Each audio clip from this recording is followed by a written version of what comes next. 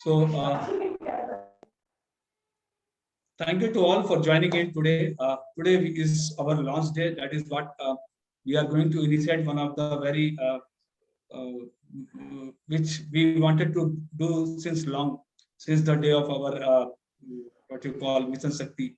This was in the plan that we need to do the incubation program for all the entrepreneurs, because once we were going to the, all the enterprises, once we were going to all the organizations, so many women comes in that we required certain type of training so that we can actually become what exactly our positions are.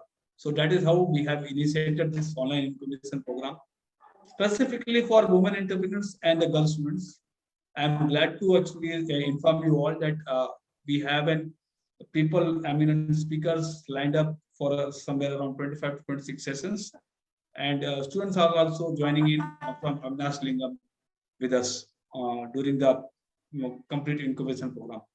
For today's launch of the initiative, Madam Rashmi Madam will be there. She will be joining in soon because she is stuck up with Chief Justice of India's event. Okay, so she will be joining us. But by the meantime, our today's guest speaker, Mr. Rikesh Gurung, he will be joining in.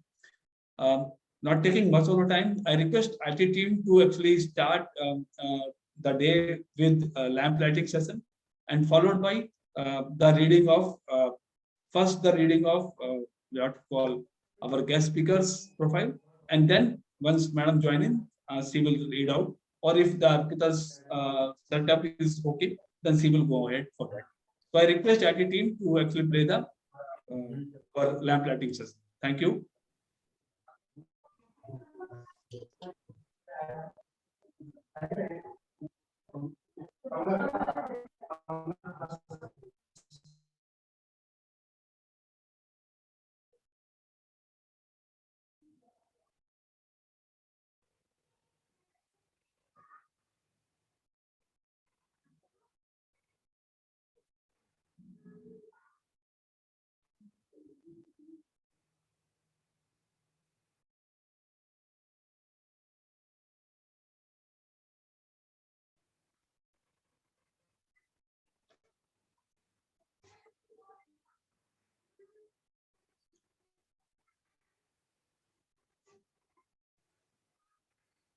Thank you, IT team. I request, I think Arpita ji joined in, so she can initiate for the day with a period of introduction of our guest speaker. Please go ahead, madam. Namaskar, very good evening to all the present members over here, and let me welcome.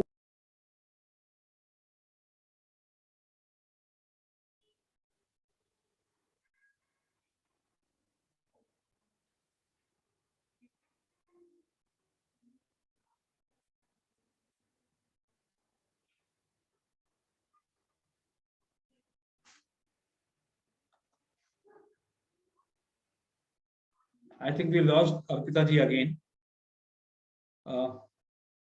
Wait. Let her to join in.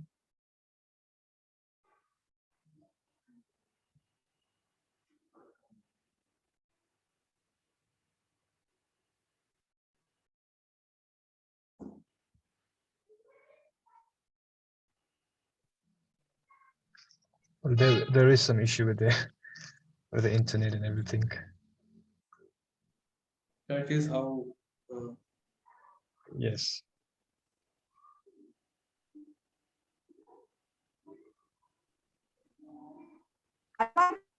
The highlight for today's session. Well, today we have a very eminent guest as the speaker.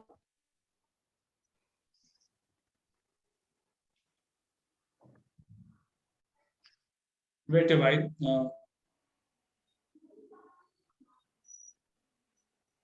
Pradeep ji.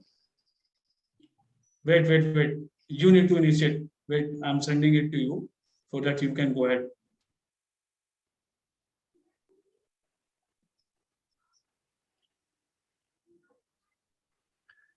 There was some issue with the Wi-Fi. So what I did was I shifted to my hotspot, and I'm much audible, and it's much yeah, good. I think Ms. Arpita ji. can do the same. Amnaji, can you initiate or should I go it? Go ahead. I'll do that, Pradeepji. Okay, please. Just give me a moment. I'm just arranging it. Mhm.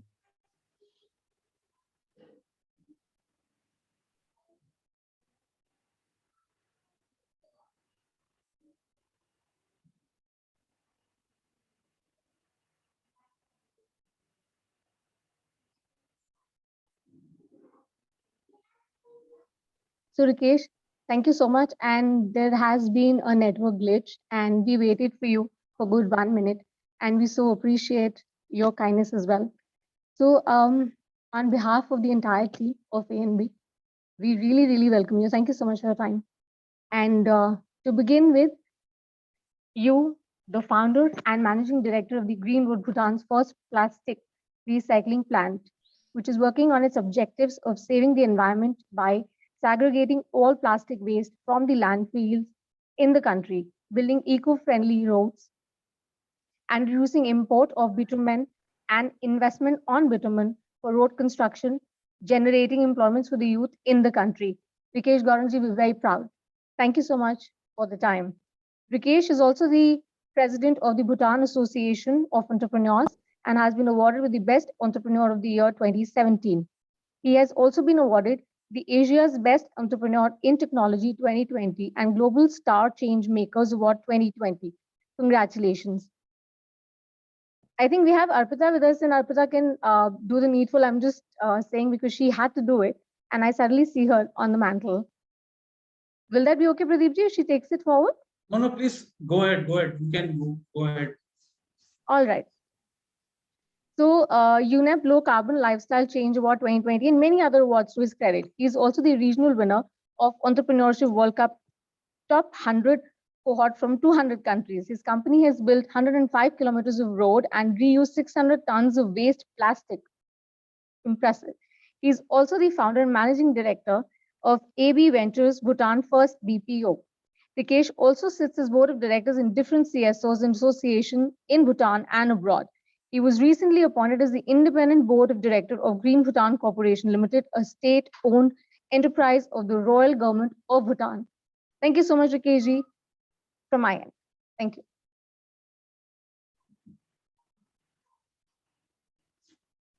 I request Rikesh to initiate her talk, of course, on his startup, how he has been into the startup, how he started his journey since his school days, college days, and as of now. Yes, thank you so much. Pardon me for the earlier glitch. And then I actually had prepared something, but unfortunately, it was an ad hoc, just I just landed 1 hour ago in Nepal. I came for some emergency, meeting here, and then I had to, of course, attend this program because Pradeep has been, I mean, we came to know each other about an year and a half ago, and then somehow we've been in touch, and then of course the ecosystem of Indian Bhutan is very. Both of us, I think, we are very equally passionate, and that is why I said I couldn't deny Mr. Pradeep. I think this is my second program with Pradeep. One was earlier as of course a guest speaker, and one of the session that was done a year ago by Pradeep. So thank you so much, Manaji, for the introduction. I started my business officially in the year 2014, but in fact, I was working on this project called Green Road for the last 15 years. And I'm very close to India because I've done my schooling and my colleges from India. I was in Chennai for almost 7 years. The first time I was there in 2003, and I was there for my undergraduate. And that's how I was able to, come across this technology of using waste plastic in road construction. So I, kind of immediately fell in love with this technology. And then it was somewhat fate that I happened to meet my mentor, my lifelong mentor, my guru, Dr. R. Vasudevan from Madurai. and he's the guy behind this plastic road. I was so interested, but I was actually taking this business administration course there, and then the passion that I had to do this green road project was very different. It was all chemical and engineering and all that. So after my college, I decided to stay back in Chennai, and then for another 3 years, I really learned, taught myself, and there were a lot of processes that had to be changed because Bhutan is, it's a very cold country. You have torrential rains, you know, climatic conditions is very different than what India is. So there were a lot of tweaks that had to come in place in the project. And after spending almost 7 years, I came back to Bhutan in 2010. And when I started talking about all this plastic road, for the first time in Bhutan, nobody knew anything about plastic road. Nobody knew that plastic would be actually used in road construction. So I was taken aback. People were very skeptical. Nobody thought that a young guy could do something like this. But I was very passionate. I was, in fact, blessed by Dr. Vasudevan. He's currently 78 years old now. And we've been in touch. We are in touch. And then, so the success has always been a best something. I'm very action oriented. I get things done, and I try to make a point and I prove that okay, this is what you can do when you really put your passion and all that, perseverance in doing anything you want. It doesn't mean that it has to be big or small. Whatever you're passionate about. So 2014, after struggling for 4 years, I was allowed to implement this technology, and I built the first plastic road in 2015. Now I have 650 tons of waste plastic. I have given employment to 60 people in Green Road, 35 in AB Ventures, and I'm also I recently founded a company called Aerotech Bhutan that is the first drone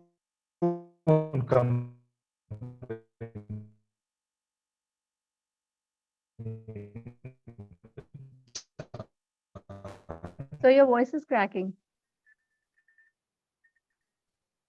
And there is another 15 people. So altogether, the employment has come more than 110 employees that I've created. So I'm very passionate about things, especially. I'm sorry, I think there's some slight.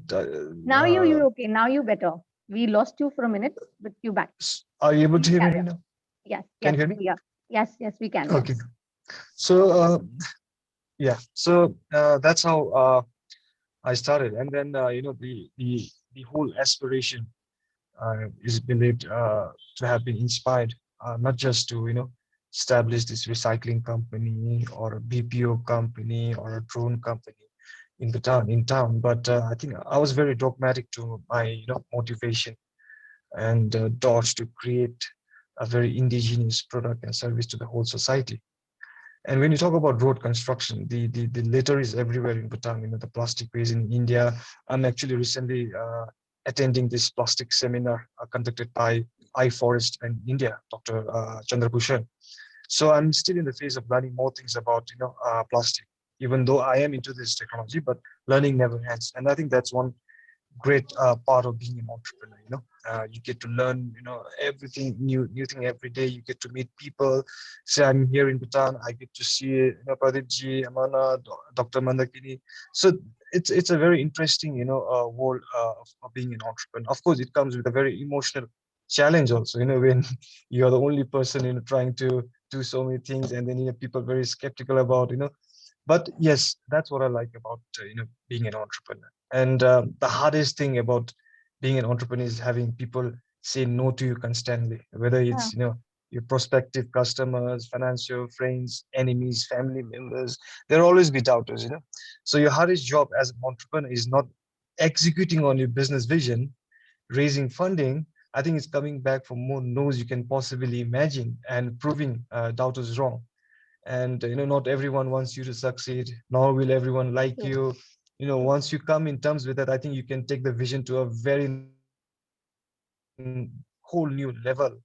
And especially, when you want to bring about change in the existing custom of getting things done. So it's a challenge. I love challenge, and that's I think one of the very key ingredient of being I wouldn't say successful, but someone who is taking the business forward and then coming up with new things in the country. So that's the whole journey of of being an entrepreneur. So I mean, the audience are there, right? I'm sorry to ask this, but Yeah, these yeah, are of your new course. entrepreneurs, right? Somebody who And wants to most of start them are entrepreneurs, or something. either the academicians or the students. Okay. So with the technology now, so for me, building road was not the only thing, because I was in fact learning a lot of things. When I say the whole objective of the green road is to segregate waste plastics from the landfill, from the household, from industries, and then use it in road construction. Now Bhutan is totally dependent with India, from everything, from oil, sugar, salt, and then your fossil fuel, the diesel, petrol, and bitumen that is used in road construction. So there's a huge trade deficit that is happening in the country. Of course, we produce and sell hydropower to India, but that is not enough, because we import 10 times more than what we export to India. So the whole idea of the Green Road project is to use waste plastic and then uh, save on the bitumen cost. So the roads that I built last for more than 8 years. So the unique selling point that I have over other contractors is that we provide a guarantee of 8 years, unlike other contractors. And then our roads are cheaper and much more durable than the conventional ones. So in fact, when I say that I started with a very difficult, phase in life, but now I'm much more comfortable, because I really don't have to sit in tenders and all when I'm trying to, get contracts from the government. So this is all because of the hard work that we have put in over the last couple of years. So yes, and I'm very grateful to the Indian companies and the association who are into this entrepreneur ecosystem, of having recognized my effort, my hard work, and then awarding me with awards and all. And like I said earlier, the whole idea of pursuing beyond Bhutan is to country youths, because in Bhutan, what is happening is we have around 5,000 graduates passing out every year. It's a very big number for us, because our population is only 7 lakhs compared to India. So 5,000 is a lot of graduates when you talk about 100 civil servant jobs every year. So this 5,000 has to apply for the 500 civil servant job, which is the first preference of any youth, of any country, because the jobs are very stable. You get to go outside, you get to do your masters and all that. But what I've been telling is, I think if you don't get civil servant job, the last option shouldn't be, being an entrepreneur. I think it has to be a career choice that you have to decide while you're in your class 12 or even undergraduate also. So that is why there's a lot of youths going out of the country and looking for jobs in India, in Australia, USA. So there's a lot of brain drain happening there in the country. So what I'm trying to do is trying to take part in international competition. The entrepreneurship World Cup was something new, and I became the first Bhutanese to take part, and then in fact be the winner of Asia. And then 2020, the Lemons idea, where I received even work order from Sri Nitin Gadkariji, the Union Minister of India, who is also the road minister and transport. So things like that, and it really motivates the youth of our country. And I enjoy this. I feel so much privileged to be able to represent and then to be able to do something for my for my country. So yes, since we have entrepreneurs here, maybe I would like to share some of the challenges or things that I've come across my life. And then it has been a great learning experience for me. It's not to do with failing or anything sort of like that, but I've taken things very positively in my life. So, like I said, challenges are many. And when you're starting something new, I think you need to start from the scratch. You need to think big. No idea is too small or too huge. You should start dreaming. Dreams are essential. To living and essential to finding your inner if you're stuck in a dead end job or suddenly out of one, or you have been dreaming of being your own boss all your life. I think now is the time to really take that leap, take what you want, and the network that you have established, and plan how to you can put that into a better use for yourself and people around you. So that is something very important. I think network, the efforts of individual put in for any anticipated achievement are not only what you call the true success of the individual alone, but I think is the accumulation of eventually a very great success for all the citizen of any country, Bhutan, India. Therefore, I believe that the efforts applied by any individual in aiming at the acme of success, I think in success in life, I think that shall be counted as a very big invested contribution, sacrifice for the development of process of any country.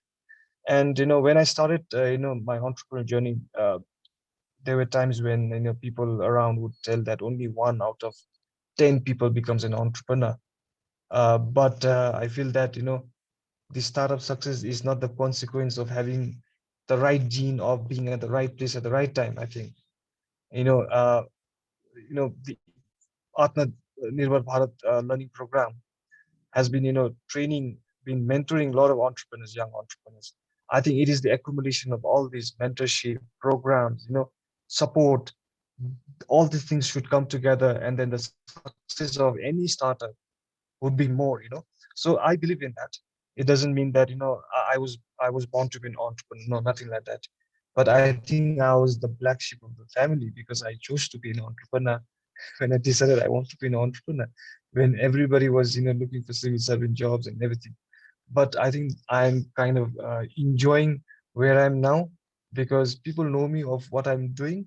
I think if I had joined the civil service, no one would give a damn about who Rikesh was, So I'm enjoying this life.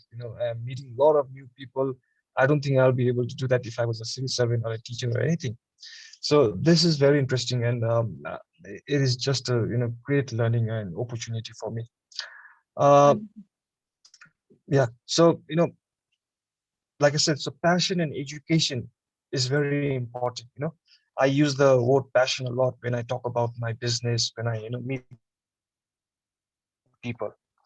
In every pursuit I have been, and I have a lot of passion in it. It continue to motivate me on every day of on what I like to do. Success is not from chasing a business idea purely of getting profit or for financial reasons. I think but because your heart is really into that idea itself, you know. Yeah. Mm. And for young and upcoming entrepreneurs, however, developing a passion for such particular field can be very involve a very significant Well, amount of mm, research and hard work. But I think at the end, I think the reward, the output is it's really amazing. great. Okay, So, so yes, no, I just yes, wanted to yes, please, pitch in. please. Yes, I just wanted to ask you, considering your journey and your growth, that we've seen and the kind of passion you have, considering the platform we are on right now, we're just trying to engage more people and, spread, again, talking about exploration, as you said, from going from dogmatic ways to pragmatic ways.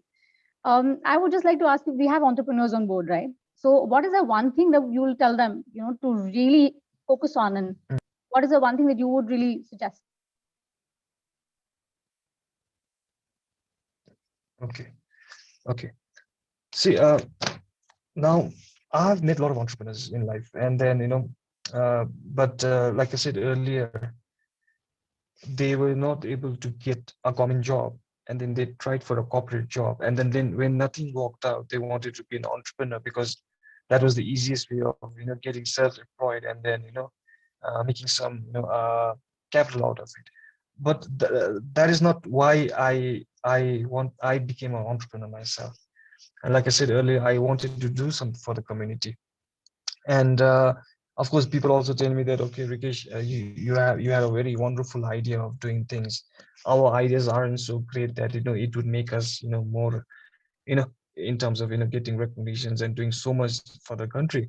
But that is not what it is. I feel that there is no such thing as great idea or small idea or big idea. No, any idea, whatever you are passionate in, if you have the will and the perseverance, I think.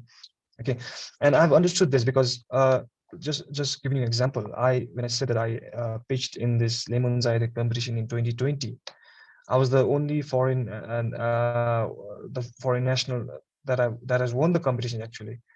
And there were really great ideas from India who were pitching about coming up with ball eatable water ball. Somebody had just come up with a innovation of making a paralyzed patient. It wasn't that, when you try to compare with the idea, the ideas was really amazing. And what I did was I actually spoke about the struggles that I've been through my life, as a character, as a person of who I am. And then what are the challenges that has come over the years. I and the platform to make me more stronger. So I think the judges there, the people who attend, they really liked of what my thoughts are, because I just don't want to build roads, waste plastic roads. But there are a lot of things that I need to do in my own country, and having to motivate and encourage even one youth. I think that would be the biggest reward that I would consider me being an entrepreneur. Okay, so this is what I look at, the whole aspect of whole this entrepreneurial ecosystem. And I think the network is really helping to that, winning the UNEP Low Star, being the first guy to from Bhutan to win the UNEP Low Carbon Lifestyle, the Entrepreneurship World Cup. I'll be traveling to Saudi on the 20th of March and then to Miami. See, these are things that has been the accumulation of what I've put into the last many years of my business. So the reward is always showing itself.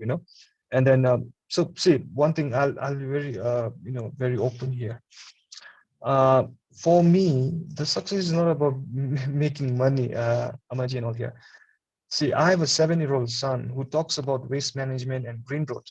Of course, he knows that his father builds roads out of waste plastic, but he's too young to understand what that means.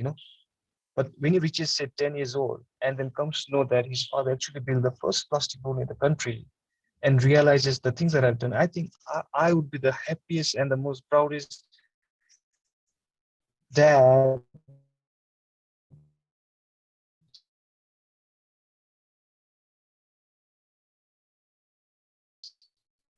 in the whole country. Okay, it's not about the remuneration. Yes, are you saying something?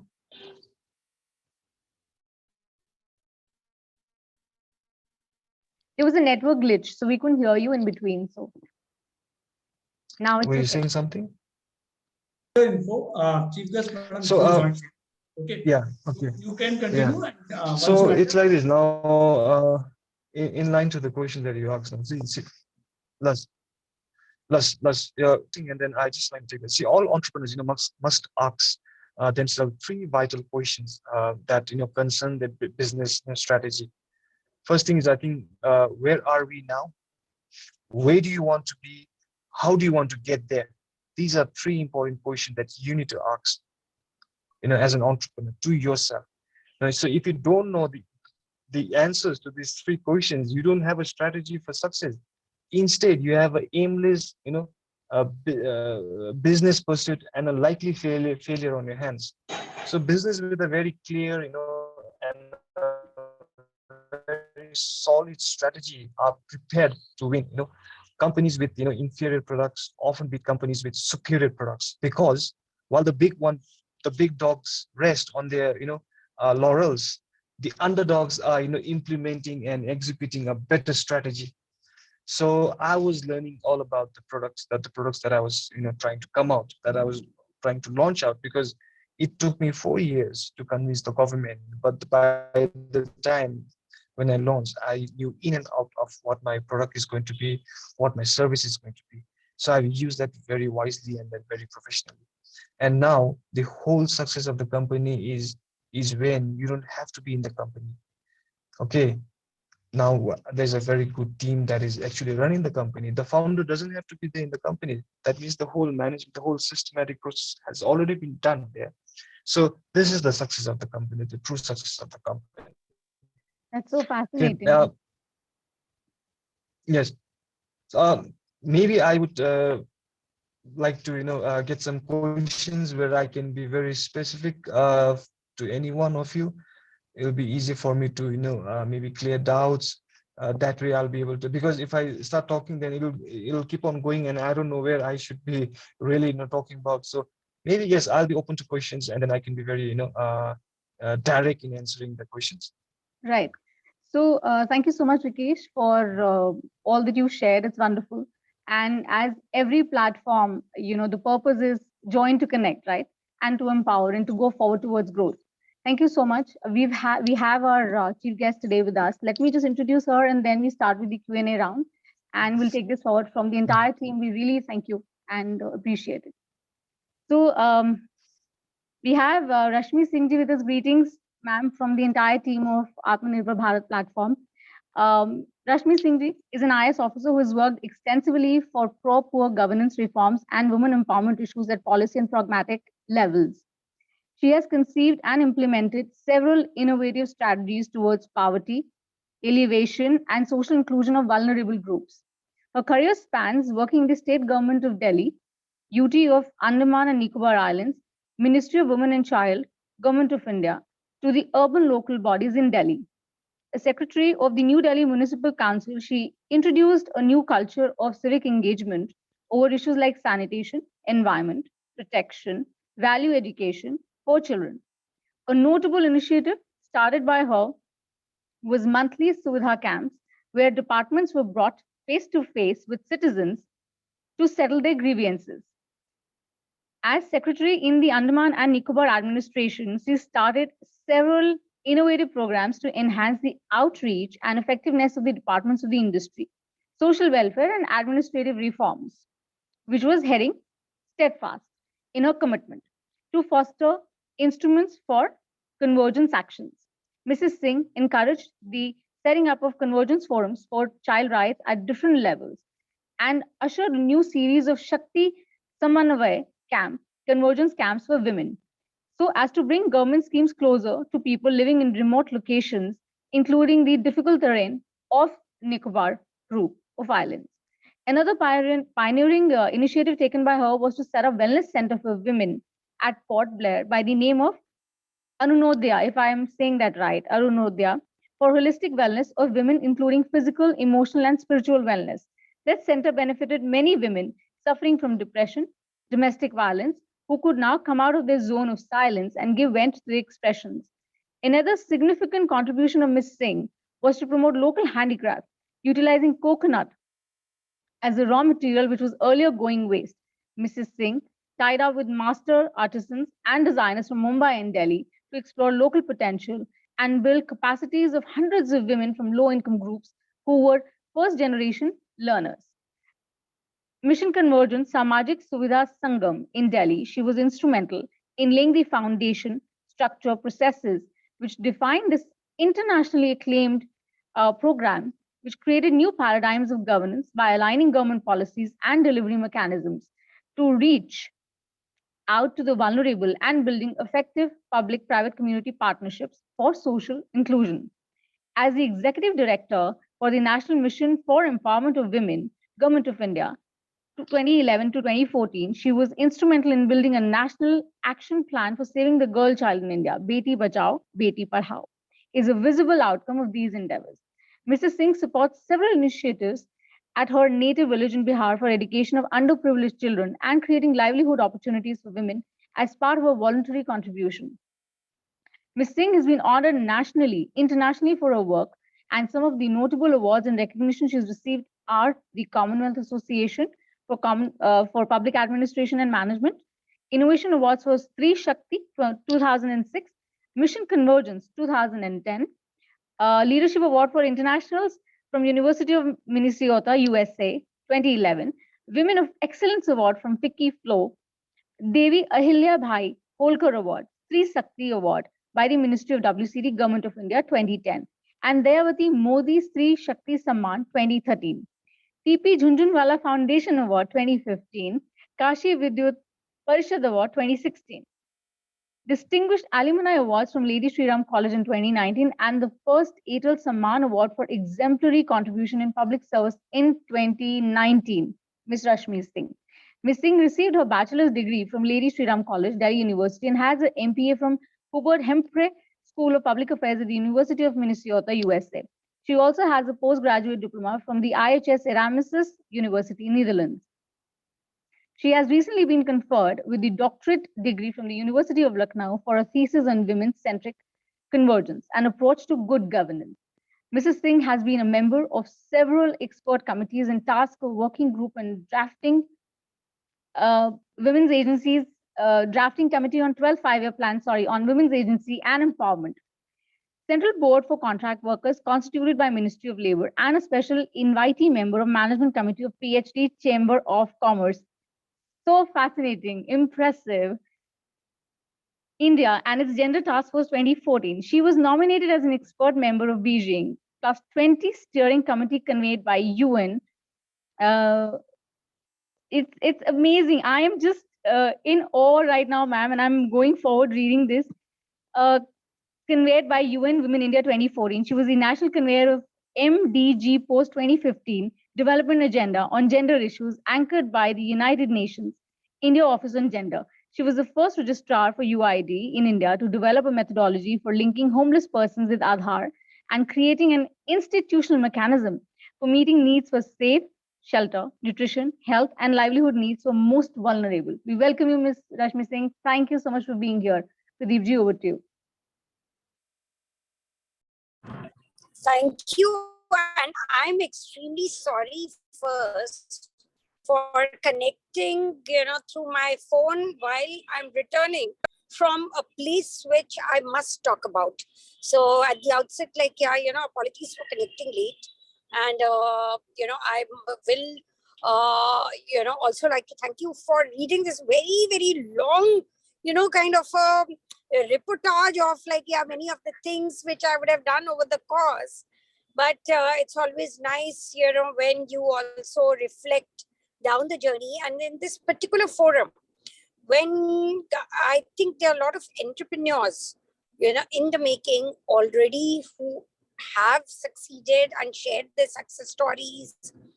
So while you were reading this, I was also kind of looking back at, some of the takeaways, learnings, which probably I would like to again talk about, reflect when we look at these journeys across different contexts, because you did elaborate upon, my experiences with, say, a place, called Nicobar. Yeah. So what were these? So, but right now, as I promised that while I'm talking on the way, I must tell you that I'm coming back from something which is called an observation home. Now, what kind of children are housed over there? These are children in conflict with law. Yeah, but they are under 18 years of age.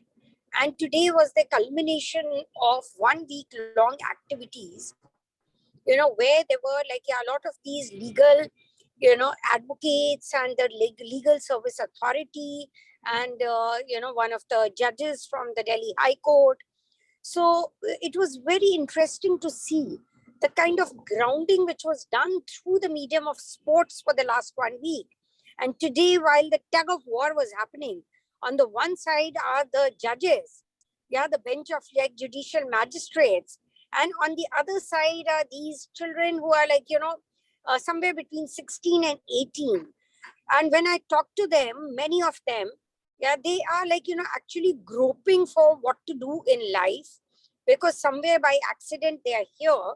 But today it is a time for them to reflect upon what are the opportunities, what can be done. And, as I was like, listening to their fears, their apprehensions, it actually brings me to the similar kind of fear and apprehensions which everybody else has.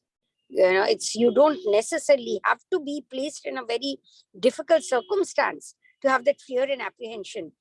So I like while reflecting on this, I feel that the first thing, one of the key takeaways is, as we talk to them, we say, no, it's actually like a tug of war which they played in front of us, that there's a very thin line, right? And the moment you break that, you cross the line, you're a winner. So similar is probably what an entrepreneur is like. It's a very thin line. So the thin line between success and the failure. And the fear is what has to be conquered first.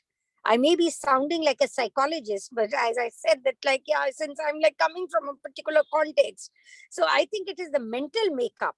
Yeah, more than anything else, the mental makeup, the tenacity, the resilience to overcome your fear, the resilience and the confidence to look at uncertainty, as something which is like a constant factor. What do we say? That the only constant in life is change, don't we?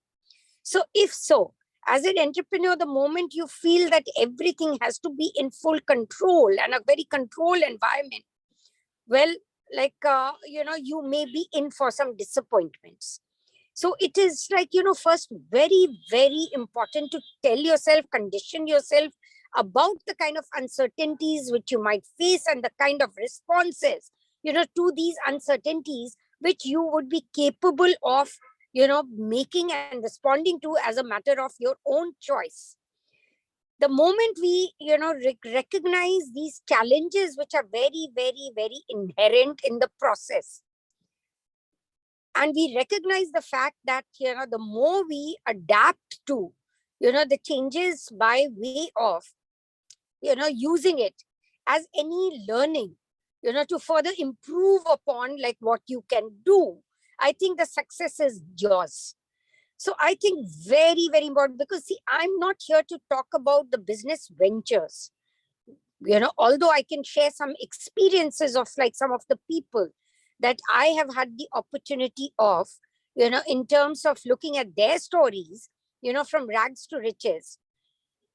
But at the same time, like one thing which has, come across very, very strongly is the mental makeup.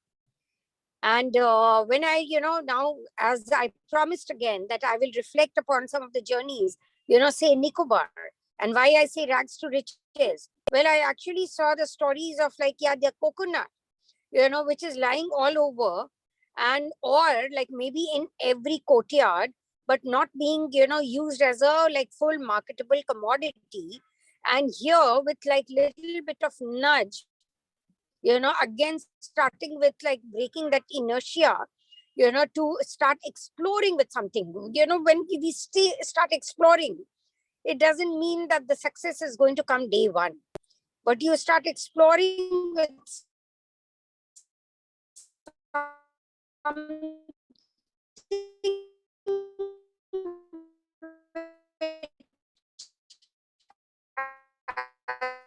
as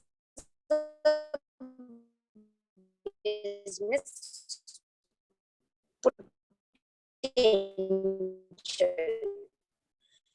Yeah, and I actually saw stories where, there were these small, groups of micro enterprise activities, home-based, which came up, using the coconut to produce virgin coconut oil at home. The subsidy, which many of our, I was also the secretary industries over there.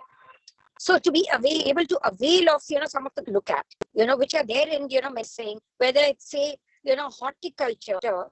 Yeah, so these small scale industries, there are huge packages, coming up with like, subsidies and different kinds of incentives. So, there are people who might find it difficult to navigate the process, but now like, joining different organizations, I think when I what was introduced was also my association with, say, the PhD Chamber of Industries and Commerce. Similarly, there are many other small chambers made, which are able to facilitate the process. So I would encourage you again to be able to look at what is being offered today to help and promote the startups. In Nicobar, I was also leading the KVIC, the Khabdi Village Industries Commission. So here, we had actually set up, something called, in that business incubation hub, being able to some small pilots and also loans, for starting your, just starting a homestay facility, because tourism was on the rise. But what was very important was people to engage into looking at some of the contemporary realities. Now, when I started off, at that time, probably there were a few flights in the day.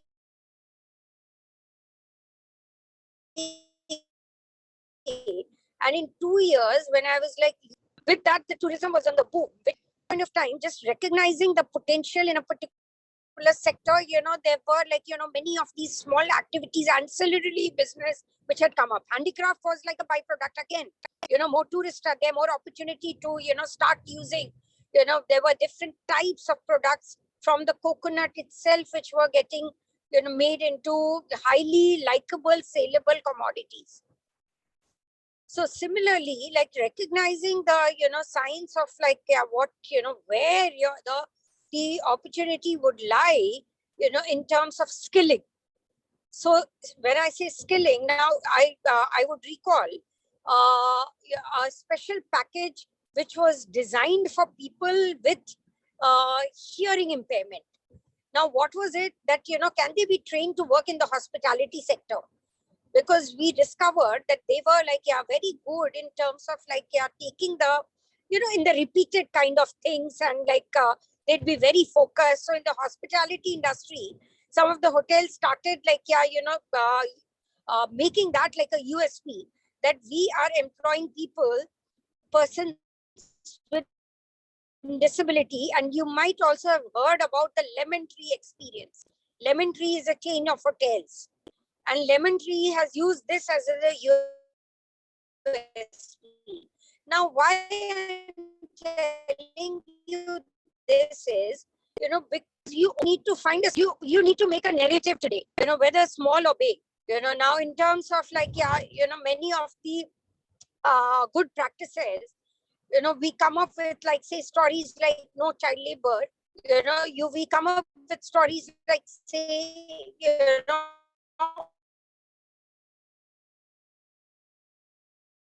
all made by women. It's this is the hotel which employs people who are persons with disability. So these are some of the things which we need to have a group to constantly talk about. And I'm glad that in this particular forum you're encouraging this dialogue, because business and entrepreneurship, being a successful entrepreneur would really require you to be open to the idea of listening and learning and being able to absorb ideas and being able to innovate. Again, look at potential where there can be somebody. I just heard before me talking about this experience of the waste management part. So how do you use the different experiences of your daily life, in terms of looking at creating a story of change.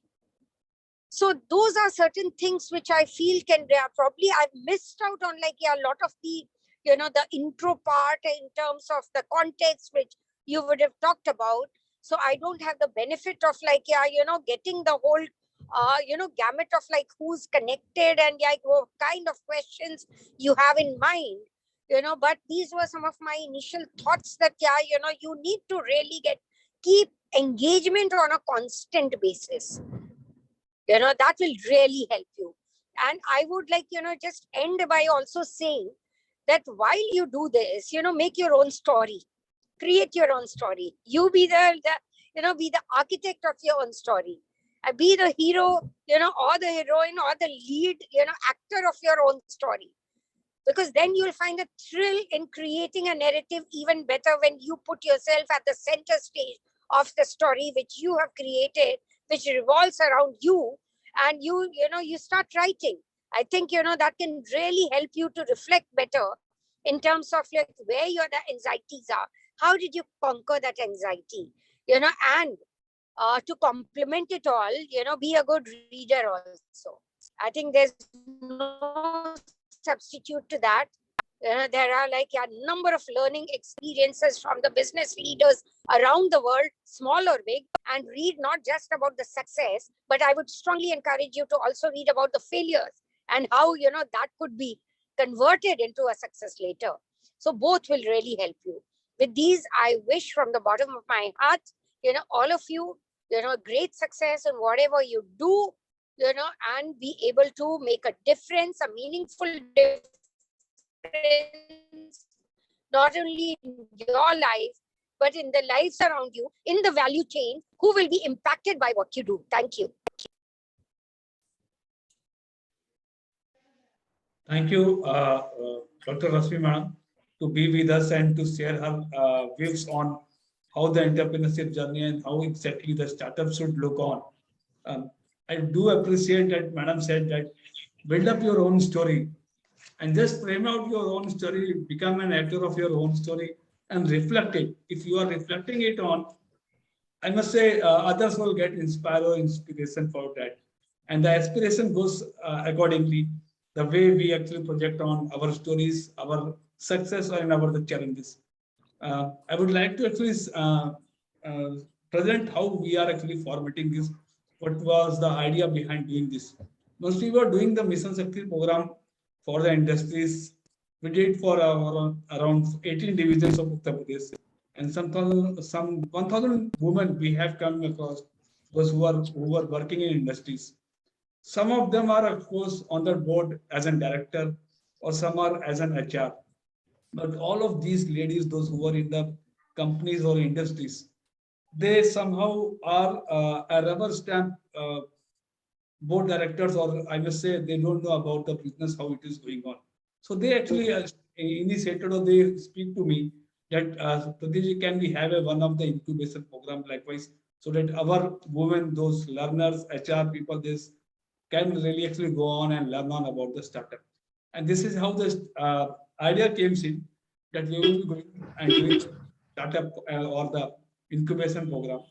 Then, because I am also aligned with ICSI, I am also aligned with SOCHAM. So I speak to all the CAs, CS bodies, and of course the SOCHAM members. Then they projected that these are the some challenges which are coming in. We have listed out some 25 challenges, and for each of the challenge set, we are actually asking our speakers, guest speakers, to come in, speak for that, give the guideline, help on the people, those who are coming in. It can be in form of startup action plan, that is through AICT chairman or the directors. It can be through KVIC people, those who are coming in from SOCHAM bodies. They will be speaking about all the DICs, KVICs, how they are actually supporting us. CA and CS bodies are helping us.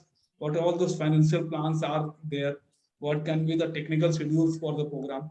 Even we are taking out, we are taking one of the example as a case study for our rural entrepreneurs, those who are focusing more towards uh, what you call towards the agriculture and food processing. So we are taking up that particular startup too, where we will be deciding or giving the lectures about the equipments, about the uh, uh, other beneficiaries, how you can actually market on. Even we are asking GEM people, government e-market people to come in. Just now, today, before our session, I was having a discussion with GEM people to come in and speak for that, how they can actually support on our entrepreneurs and startups. So that is how we have planned up these 25 sessions. And with these 25 sessions, there will be some assignment and assessments too will be there for those learners. They keep on learning on those things. Some will be actually making themselves the Aadhaar card or the PAN card needed for the organizations. And that is how our ICSI body or CS and CS people will be helping us. That is how the framework of this. Now I request my IT team actually to present a certificate of acknowledgement to Madam, so that thanks, she took initiatives. She is always there to support me and my initiative and complete team of Atmanirbhar Bharat always. Um, we keep on actually interacting with her and keep on asking her the guidance, what can be done and what can we actually frame out so that better can be. No, you know what? Yeah, Pradeep ji, I like to add one thing here, that, you know, yeah, like yesterday, a lady entrepreneur who met me, now she was actually struggling to get a, you know, registration done for the gem. So then I realized that now she has been like, yeah, you know, very talented, very creative. But I think it is a great thing you are doing, because if you can actually help people with these things, because I could actually see her struggle. You know, she's been trying, but she's not been able to succeed. So this kind of hand-holding support, because government like heavily going into any kind of procurement, it is very important that all the teething problems, the troubleshooting, if there's hand-holding support provided, you know, many of the, and through a like, yeah, kind of a collective platform, then individually people don't have to run from pillar to post. So I do feel that, yeah, you should really carry this forward, you know, fully for each case to get like, yeah, full benefit from the sessions. Thank you. Okay. I request IT team to actually present a letter of acknowledgement to Madam, so that we can proceed for the next session. IT team, please present a letter of acknowledgement to Madam.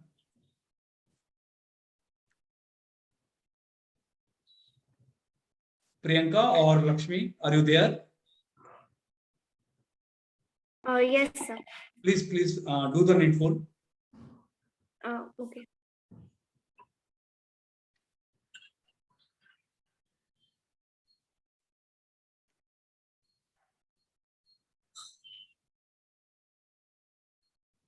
Thank you, Rashmi Madam, for taking your time and actually supporting us on the late hours. Of course, that is, you are on the way. Thank you. For supporting us.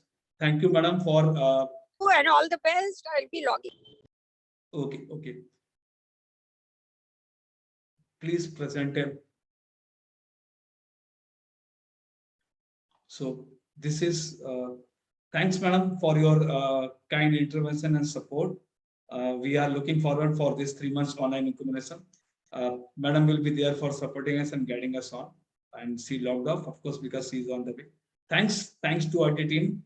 And I request IT team to present Mr. Rikesh letter of acknowledgement to here, and then we can actually speak on with his journey. Thank you, Mr. Rikesh, for being on the platform and supporting us. Today is the first day, that is the inaugural day, but of course, something is being there because of the technical issues with Arpita Marji, and then with Madam is traveling around because she has an official meets also. But it was good to listen you and your journey. We will continue some 10 minutes more so that we can cover up the complete schedule of today's event. IT team, you can of course close this, and Amna, you can move ahead.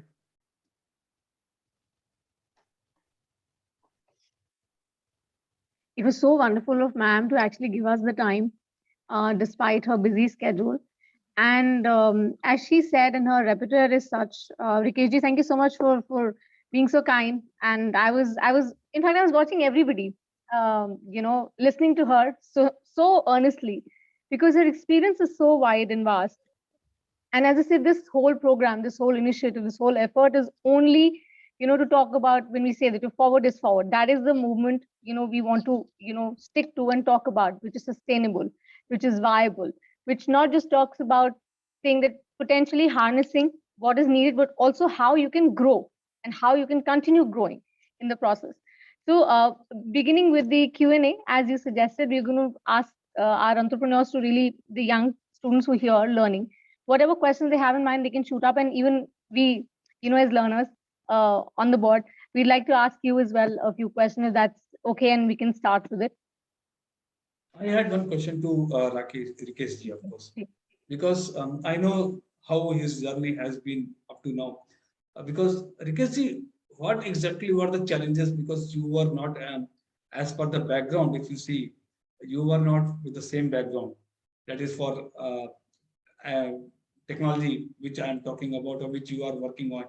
And secondly, what were the financial learnings it keeps on while doing this startup, or when initiating this particular startup, how it was actually? Because you are not from the financial background too. So how it happened to be?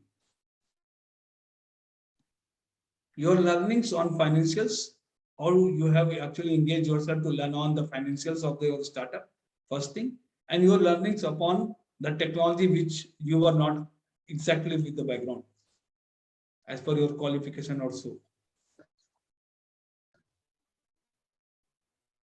Rikesh, are you there? I'm getting reconnected. I don't know. Hello,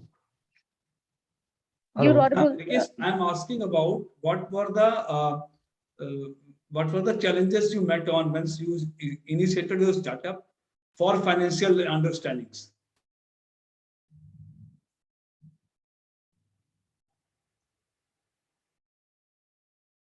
Pradeep ji, you can tell him to put his video off and be on audio. I think because the network is. Might be. Rikesh, you can do one thing. You just switch off your video. Are you there? I think we lost him again. He's with bad internet, I think. He is there, but I think, like you said, bad internet connection is a problem, maybe. Okay. Any other those who are present here, they can discuss on how we are moving ahead so that I can answer on those things. Anyone is having any of the queries, please you can shoot it here so that we can discuss on. Because today all those who are actually the speakers, they are on the board. From tomorrow onwards, only the speakers will be there, but learners will join in.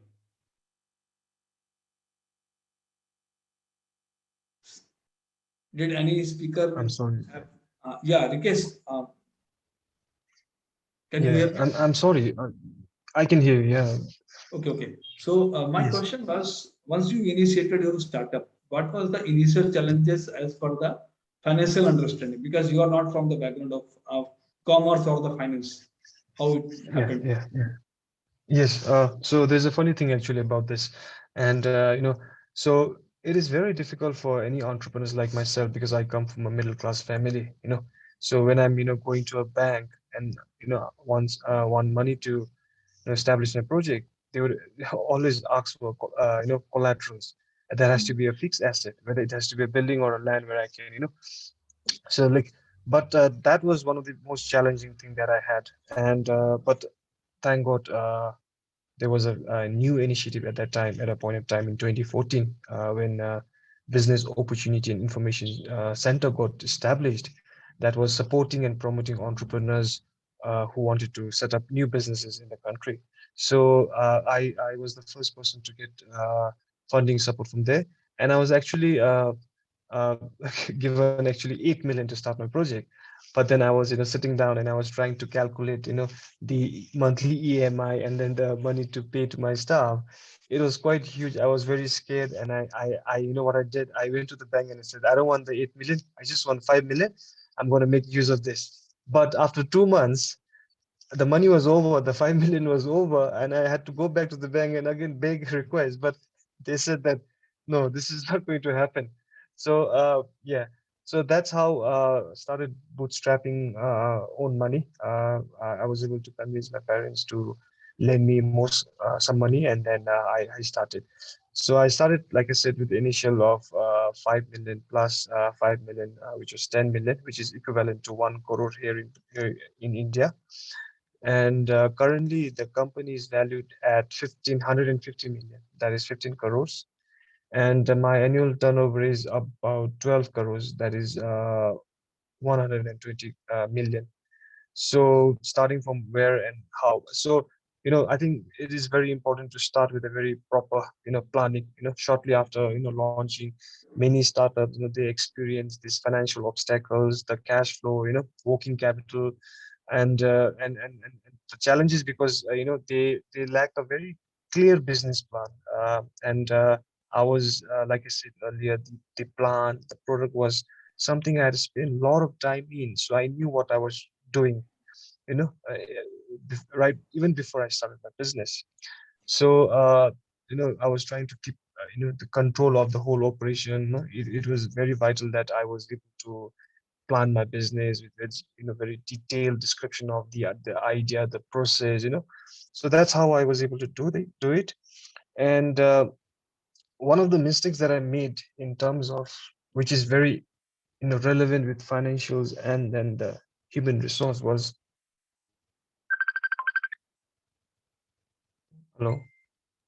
hello, yeah, which I was yeah, with financials and human resource, was because I was trying to save money by employing someone who could do multiple things, one guy who could manage, operate, and then do so many things. But that was a mistake that I made. And I had to spend, almost 2 years looking for people who could be responsible for one part of business, may say marketing, financial, HR. That was one of the mistakes that I made. So I had to, depend with one guy who was able to do all the things, and I was, trying to pay him very less. And that is something that I was a very big mistake that I made. So in order to employ people, good HR people in the company, I actually had to spend 2 years just like that, by calling in new people, training them in certain fields. So this was the one of the challenges that I had. And I think once you have a very clear business plan, I think laid out in front of you, you need to have a very sufficient funding and support to execute all that plan. The amount of startup capital you will get, will also depend on a range of factors per se, as well as the size of the company also. And I don't want you all to invest just because you have money. You have to invest. That is not the correct way of going about. Start small, and to give you an example, when I started the business, I didn't establish the whole industry. I was just collecting the waste plastic from the landfill, and I was cleaning it, I was segregating it, I was shredding it, and I was selling it to Department of Roads. And I knew that later on I need to establish the whole asphalt plant of, then the whole process would have been complete, from collection of waste plastic to actually using in road construction and to have a construction license myself. So from 2018, I started doing that. So the whole chain, supply chain, you should know where your plastics are coming from. You should know where it is going to go, the amount of money that you're going to put in. So now the whole system has been in place, and that is why I really don't have to be there in the company anymore. And there are really excellent people that is managing the company, and that is one reason why I've started to network a lot, because I also sit as the president, and then it is my job to actually you know um, share whatever I know to the young entrepreneurs who are coming on board. And just to give an example now, see, it's very important that you also know the policies, rule, regulation of your own country. There are a lot of entrepreneurs in Bhutan who have started and who have failed because they were not able to, you know, uh, know what the custom duties are, what are the effects of, financial fiscal incentive, the GST regime that is going to affect. So these are all things that I think entrepreneurs should know. One of my entrepreneur wanted to start a sanitary napkin business here in Bhutan because, as you know, the sanitary napkin is something that is, you need it every day, and she's a woman entrepreneur, and then she wanted to start her own. But right after she started, although she was having facing competition from the Indian market and from Thailand, where there are very good quality branded sanitary napkins coming in Bhutan. However, she started the company, but after a certain period of time, the government of Bhutan actually reduced the custom duty of imported sanitary napkins. That means her cost was already high, and now the imported ones have become much cheaper. So the only alternative for her was to either tie up with a franchise in Thailand or in India, because she cannot get raw materials from the market. It has to be directly from the manufacturers, So you have to make the right decision. You need to track, you need to know what the policies are going to do with your business. Is it going to affect, is the GST going to be difficult for you? Because from July this year, uh, the government will charge 7% tax on any raw materials which is a plastic, which is a plastic HSE code, and there's going to be another 7% on your sales tax. That means your product is going to be 14% expensive than the ones that you're getting from India. So if you don't know that, then it's your business is going to go down the drain. So these are things that you need to really know about. What are the policies and rules and regulations that the government is coming about, which is very important. And when you talk about acts and all, for instance, the Environment Act of Bhutan, which talks about plastic waste, these are things that I knew early on, So, you know, you, you shouldn't rely on the market, you know, uh, market datas and all. I think it's very important that you must try to, go beyond that. And uh, I think you should be able to, be up to date on the market trends, So to increase your startup, profitability, I think keeping up with the latest market trend, technology, I think is very important. Now, when I say plastic road, I cannot stick on this plastic road for, for 10 more years or 20 more years. There's going to be new technology that is coming in India or in Bhutan. So I need to prepare myself, of keeping in line with the new technologies that is going to come. So what I did was I tried investing in other companies like the drone and then the BPO. Now, not just plastic road, I've also developed products of plastic and hood based composite. So the residue of the hood sawdust is going to be used in plastic waste, and then we have coming up with cladding, fencing, paneling, even affordable housing also. So I'm trying to come up with new products, at least one new product in every 2 years. So if I'm okay. Thanks, Rikesh. Why I asked you, because it's not only to actually get the fund. It is always as an entrepreneur or as a startup. You need to manage the fund, you need to manage the people, you need to manage the operations. That is how once the startup, if you're talking about the startup, you need to manage all those things. And of course, every product has a life cycle. Yesterday only, I was just googling something, and someone has actually written about the Facebook, that Facebook is going to actually wipe out in days or so, because everything has a life cycle and it will be. So you need to prepare for the technology. You need to prepare for upcoming things, which has to be either in the product or the services. Uh, with this, actually, I don't have any questions. If someone is having more questions on this, you can actually speak on to Rikesh, or you can chat on to Rikesh.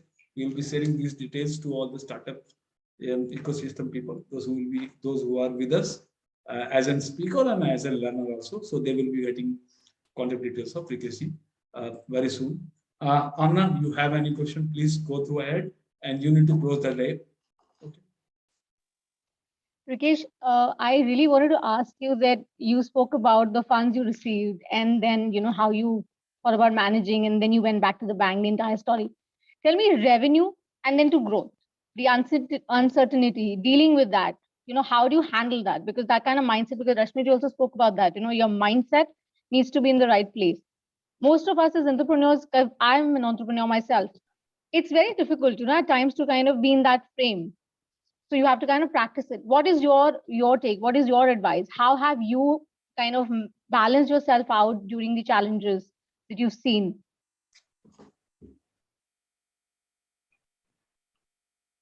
Do we have you with us?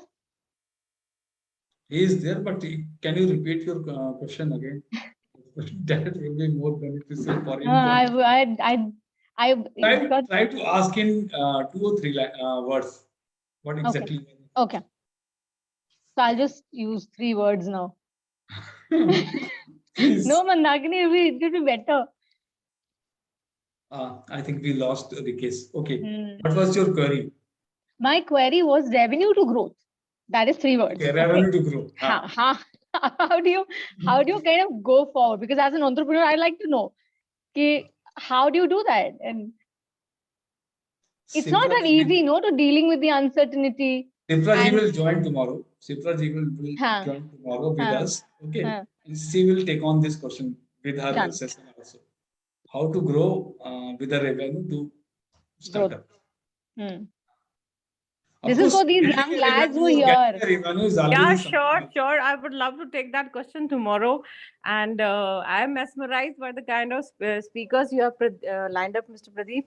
That's really, really amazing. I keep attending global conferences, and this is one of the best I can say. It's really amazing. Thank you, Shubhra. That's so wonderful. So I think Rikesh, we lost Rikesh ji also, and time is also limiting us to actually close the session. Amardeep, please do the needful. So, since we've lost the connection with Rikesh, we're greatly indebted for his time and his energy that he's put in, the kind of knowledge he's shared with us. Thank you to the entire people on board, everybody on board who's taken out that kind of time. Pradeep ji for actually initiating this whole movement, this drive, because I feel it's very important. It's like that incubation, as we said. It is that incubation program wherein we're trying to harness the potential that is lying around, but don't know where to go, how to go. So guidance from the right platform goes out. And I would just say one thing, that the whole idea of this program is to really build strong, successful, sensible entrepreneurs who can be sustainable, who can be viable. And that would be my closing words. And thank you to Atmanirbhar Bharat learning platform, from the entire management team. I'd like to say this. Thank you so much for your time and effort. Pradeep ji, kindly close forward. Okay, thanks, Samna. Need not to say more. Only thing I need to actually thank all the pillars, that is of our R2B, that is my team, those who are working behind the scenes for doing this. My interns, of course, both the interns are here, of course, as if now. Lakshmi is also here, and of course, Priyanka is also here. So they keeps on helping us for those. And then the pillars, of course, the SAR Digital, Hasna Foundation, Mind Cubes, Impulsive Impact, students, especially able students, those who are actually making a good design and artwork for us for during this online incubation program. They will be with us for next 3 months and keeps on actually motivating us by their work, of course, whatever the design work are there. Thanks to complete, of course, organizers, Voice It Out, and all Impact, and of course, Gayatri Madam's association. Her, of course, association and her support keeps on working for us, and entire team of R2B and Atmanirbhar Bharat. And of course, not least, all our speakers, all our learners, and Avnash Lingam students too, because they will be joining with us as a learner during this initiative. I thank also AICT members, SOCM members, those who will be coming in as a speaker, and of course the RBI manager too, because he will be there for guiding us on how the loans are being given to those startups and so. So thanks to all. Tomorrow we will be having a different session and different case study. We will be actually getting to know how Sipra Madam has, of course, initiated her startup. What was her challenges? What were her good things? And how she came up during last, you can say, 3 to 4 years. How she got the chance to be on the Force magazine, that we too will listen on. And with those notes, thank you to all. Closing up for the day, requesting my IT team to close the session for the day. And thanks, we will be joining tomorrow. And this session will be there for all the weekends between 4 to 6. Today only, because of the inaugural, because of the chief guest rescheduling, we did it for at 6 o'clock. So next onwards, this will be from 4 to 6 only. Thanks to all. Namaskar.